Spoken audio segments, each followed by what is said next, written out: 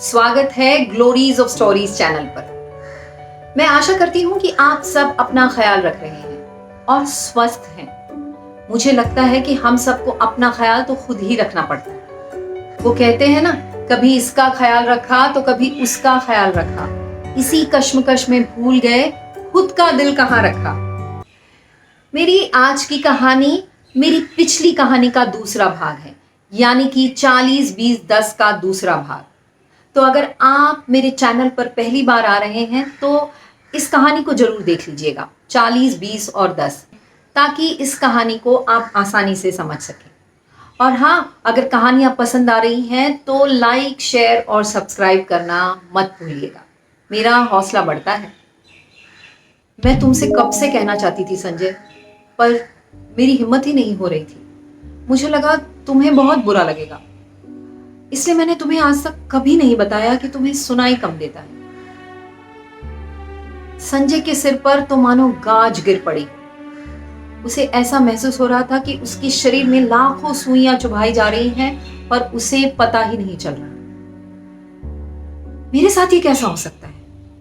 मैं तो कितना फिट रहता हूँ, हर दिन कसरत करता हूँ, हर दिन योगा करता हूँ और दिमाग को चुस्त रखने के लिए सुडोकू और जाने क्या क्या।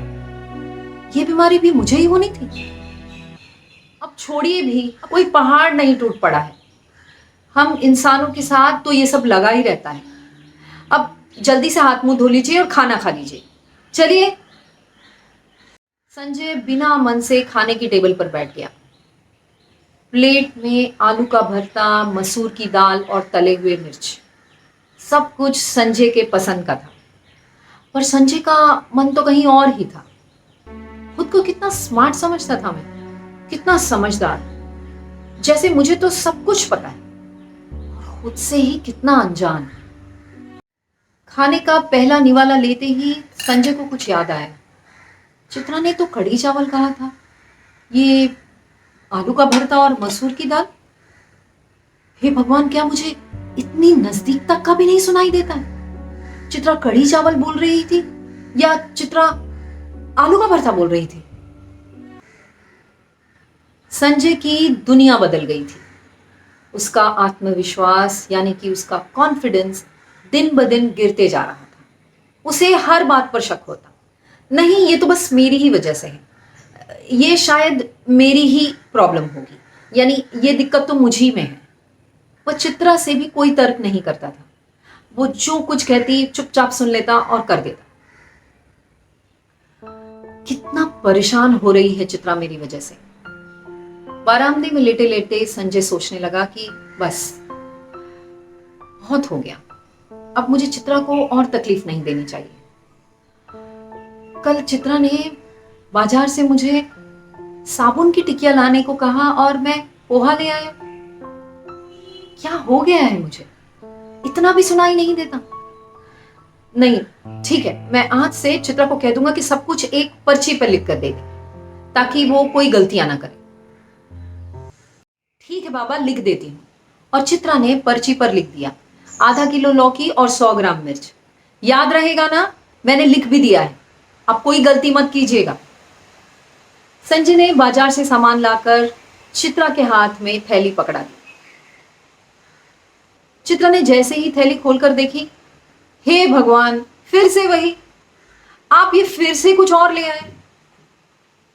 तुम्ही ने तो कहा था चित्रा, आधा किलो लौकी और 100 ग्राम मिर्च ना, देखो देखो। और संजय ने पर्ची निकालकर चित्रा को दिखा दी, और पर्ची पर जो लिखा था देखकर तो दोनों ही सहम गए।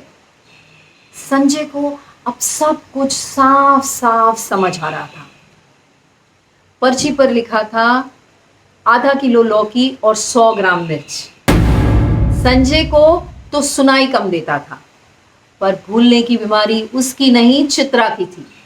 अगर कोई हमारी कमियों को जान लेता है या हमारी गलतियों को पकड़ लेता है या हम खुद ही जान लेते हैं तो हमें ऐसा लगता है कि हम में तो कोई अच्छाई है ही नहीं, सारी बुराइयां तो बस हम ही में हैं। हम बिल्कुल गलत हैं, हमसे तो कुछ हो ही नहीं सकता, और बार बार खुद को कोसने लगते हैं। होता है ना ऐसा, जैसे संजय को लग रहा था हर बात पर खुद ही को दोषी मान रहा था, और इसी चक्कर में दिन ब दिन अपना आत्मविश्वास खोने लगते हैं, बिल्कुल कमजोर महसूस करते हैं। आपको क्या लगता है, ऐसा करना ठीक है?